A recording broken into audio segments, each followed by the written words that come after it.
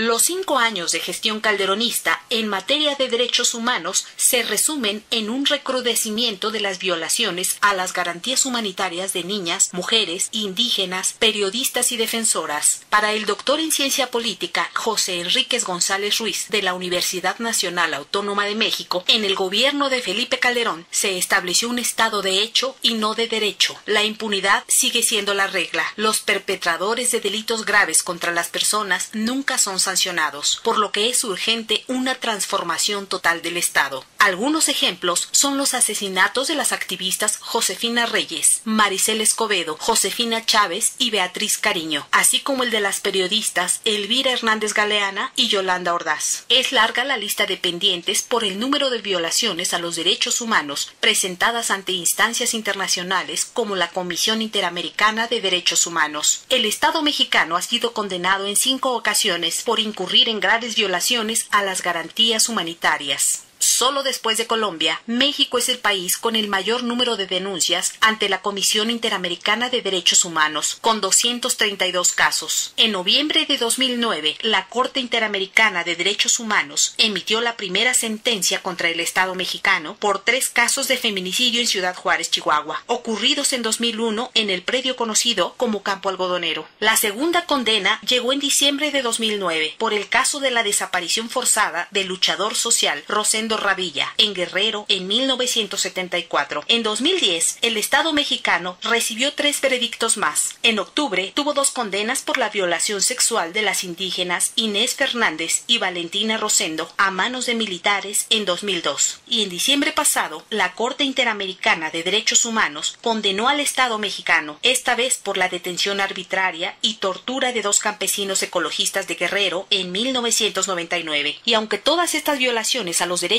humanos no se cometieron durante el presente gobierno panista, sí corresponde a Felipe Calderón castigar a los responsables y resarcir el daño a las víctimas. A estas condenas en proceso de cumplimiento se suma el aumento del 45% entre 2010 y 2011 de quejas por presuntas violaciones ante la Comisión Nacional de Derechos Humanos. En un lustro, el Estado mexicano ha sido cuestionado a nivel internacional porque, lejos de reducir la delincuencia y garantizar la vigencia de los derechos humanos, implementó una política de seguridad que simula el respeto de esos derechos. En el examen periódico universal 2009, elaborado por el Consejo de Derechos Humanos de la ONU, México recibió 83 recomendaciones de ese mecanismo en temas como justicia, armonización legislativa, políticas públicas, discriminación, violencia contra las mujeres, protección de periodistas y derechos de los pueblos indígenas y migrantes, entre otros. En 5 años, representantes de Naciones Unidas y de la Organización de Estados Americanos han visitado el país, entre ellos los relatores de la libertad de expresión, de defensores de derechos humanos, de migrantes, de independencia de jueces y abogados y de personas privadas de la libertad. En sus observaciones preliminares, las y los expertos constataron el clima de zozobra que afecta la vigencia de los derechos humanos de la población y manifestaron su preocupación por la violencia y el uso de las Fuerzas Armadas en tareas de seguridad pública. En diciembre de 2009, la ONU y la Organización de Estados Americanos elaboraron el informe sobre seguridad ciudadana y derechos humanos. En él afirman que el concepto de seguridad en México debe cambiar para dejar de concentrarse solo en tener más policías y más cárceles.